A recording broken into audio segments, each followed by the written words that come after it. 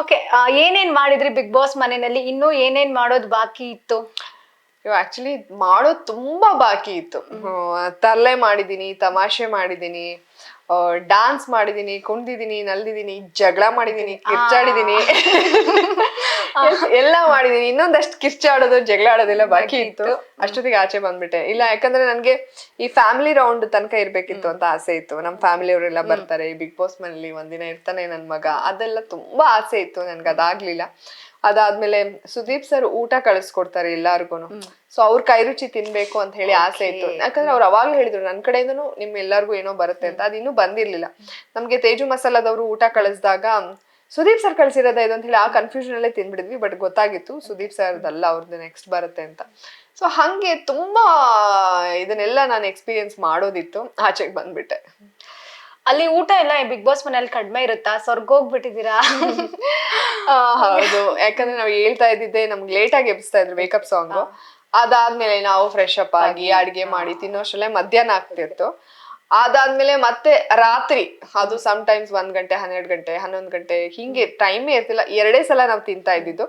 ಅದ್ರ ಮಧ್ಯೆ 2 ಸಲ ಕಾಫಿ ಕುಡಿಯೋದಕ್ಕೂ ಹಬ್ಬ ಕಾಯ್ಕೊಂಡು, ಯಾಕಂದ್ರೆ ಹಾಲು ಇಷ್ಟೇ ಎಲ್ಲ ಲಿಮಿಟೆಡ್ ನಮಗೆ ಸಿಗ್ತಾ ಇದ್ದಿದ್ದು.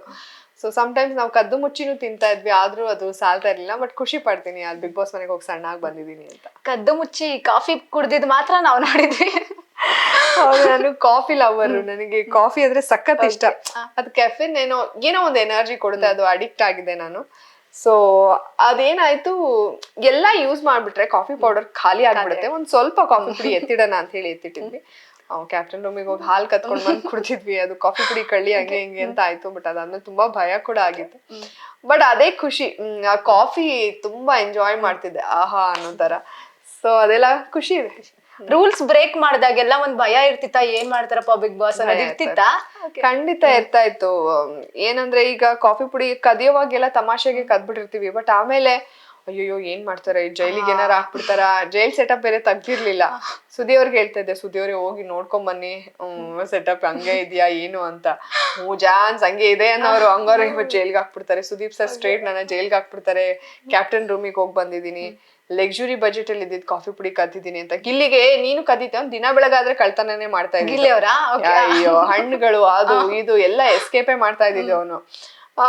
ಅವ್ನು ಹೇಳೋದು ಇದೆಲ್ಲ ಇದು ನಮಗ್ ಕೊಟ್ಟಿದ್ದು, ನೀನು ಲಕ್ಸುರಿ ಕದ್ದಿದ್ಯಾ, ನಿಂದು ಶಿಕ್ಷೆ ಆಗುತ್ತೆ ಅಂತೆಲ್ಲ ಅವನು ಬೇರೆ ಎದುರಿಸ್ಬಿಡ್ತಾ ಇದ್ದ. ಸೊ ಹಂಗಾಗಿ ಭಯ ಇರ್ತಾ ಇತ್ತು, ಏನಾಗ್ಬಿಡುತ್ತೋ ಅಂತ. ತುಂಬಾ ಭಯ ಪಟ್ಟಾಗ ಏನು ಆಗ್ತಿರ್ಲಿಲ್ಲ. ಇದೇನ್ ನಾವೇನು ಮಾಡಿಲ್ವಲ್ಲ ಅಂದಾಗ ಅದಾಗ ಏನೋ ಆಗ್ತಿತ್ತು. ಓಕೆ. ಟ್ರೋಲ್ಸ್ ಮೀಮ್ಸ್ ಎಲ್ಲ ನೋಡಿದ್ರೆ ಆಚೆ ಬಂದ್ಮೇಲೆ ಒಂದಷ್ಟು ಏನ್ ಅನ್ನಿಸ್ತು? ಸುಮಾರು ನೋಡ್ದೆ. ನಮ್ಗೆ ಅಲ್ಲಿ ಒಳಗಡೆ ಅದು ಜೋಕ್ ಅಂತ ಅನಿಸ್ತಾನೆ ಇರ್ಲಿಲ್ಲ. ಇಲ್ಲಿ ಆಚೆ ಬಂದ್ಮೇಲೆ ಅದನ್ನೆಲ್ಲ ಆ ಸೌಂಡ್ ಎಲ್ಲ ಹಾಕಿ ಎಡಿಟ್ ಮಾಡಿ ನೋಡಿದಾಗ, ಅದು ಎಡಿಟ್ ಮಾಡಿರೋದನ್ನ ನೋಡಿದಾಗ ನಗು ಬರ್ತಾ ಇತ್ತು. ಅದ್ರಲ್ಲೂ ದೊಡ್ಡವ ದೋಸೆ ಅದೆಲ್ಲ ಎಷ್ಟು ದೊಡ್ಡದಾಗಿ ಸೌಂಡ್ ಆಗಿದೆ ಅಂತ ನಾನು ಅನ್ಕೊಂಡೇ ಇರ್ಲಿಲ್ಲ. ಖುಷಿ ಆಯ್ತು ನಮ್ ಬಗ್ಗೆ ಆಗಿರೋದು. ನೆಗೆಟಿವ್ ಆಗಿರ್ಬೋದು, ಪಾಸಿಟಿವ್. ಜನ ಅಷ್ಟು ಕ್ರಿಯೇಟಿವ್ ಆಗಿ ಅದನ್ನ ಬಿಗ್ ಬಾಸ್ ಒಳಗೆ ಹೊಕ್ಕಿ ಅವರು ಮಾಡಿದ ಜನ ಅಬ್ಸರ್ವ್ ಮಾಡ್ತಾರ ನೋಡಿ. ಅಯ್ಯೋ ಸಣ್ಣ ಸಣ್ಣದನ್ನು ಅಬ್ಸರ್ವ್ ಮಾಡ್ತಾರೆ ಲೈವ್ ಅಲ್ಲೆಲ್ಲ ನೋಡೋದು. ಸೊ ಒಂಥರ ಖುಷಿ ಆಗುತ್ತೆ. ಆ ಟ್ರೋಲ್ ಎಲ್ಲ ನೋಡಿದಾಗ, ಕಾಮಿಡಿ ಅಲ್ಲಷ್ಟು ನಕ್ಕಿರ್ತೀವೋ ಇಲ್ವಾ, ಅಲ್ಲಿ ನೋಡಿದಾಗ ನಾವು ನಕ್ಕಿದ್ದೀವಿ. ನಾವು ಸಿಕ್ಕಾಪಟ್ಟೆ ನಕ್ಬಿಟ್ಟಿದೀವ ದೊಡ್ಡವ ದೋಸೆ.